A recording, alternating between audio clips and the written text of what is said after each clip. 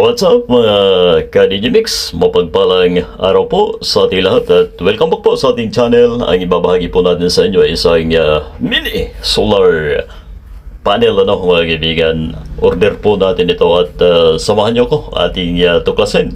Buksan po natin kung pwede ba ang ating panel na ito sa mga pang-alternate man lang natin doon sa ating paggamit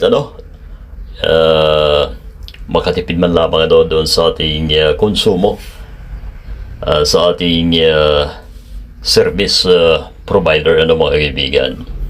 At ayon po sa kanila ay 300 watts daw po ito. Saka natin malalaman mga kaibigan. Ayan, ang pusa ko ay talagang mausyoso. Ayan nasili po natin Rohs ang nakalagay dyan sa box. So, hopefully ay totoo mga kaibigan, dahil magandang klase po yan. Alam naman natin lahat na sa electronics ay may bahagi po sila na produkto mga kaibigan, hanggang sa ilaw ay meron po sila. At syempre, higit lalo dito sa ating mga unit na ginagawa particular po sa mga TV. Ayan okay naman po mga kaibigan. Alright, naka-bubble wrap naman po siya at safe naman ang ating order na ito mga kaibigan. Okay, open na po natin.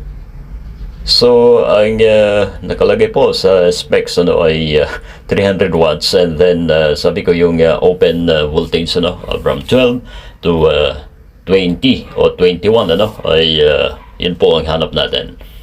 So, subukan po natin mamaya.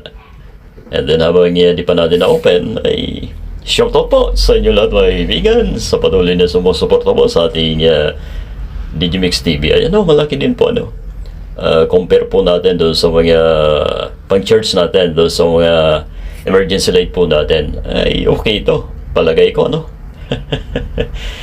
okay yun ang mini solar panel natin. Okay ito. So check natin ang voltahe. Alright, kakapiranggot yung wire po natin. Alright. So, tayo nang bahala at dugtungan na lang po siguro natin ng mga DIY ang ating panel ito mga kaibigan Okay. So, check natin ang output voltage kung meron ba kahit andito tayo sa hindi naarawan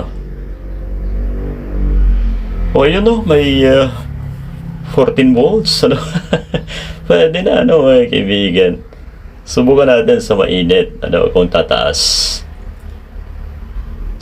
Ilabas po natin doon sa bubong. Okay, ayan. So sa presyo ay pwede na rin mga ka-Digimix ang ating mini panel na ito. Alright. Ayan, dito po tayo sa bubong check po natin ang output voltage kapag mainit. Yun pwede na mga kaibigan. Alright, so try po natin at maraming salamat po sa inyo panonood.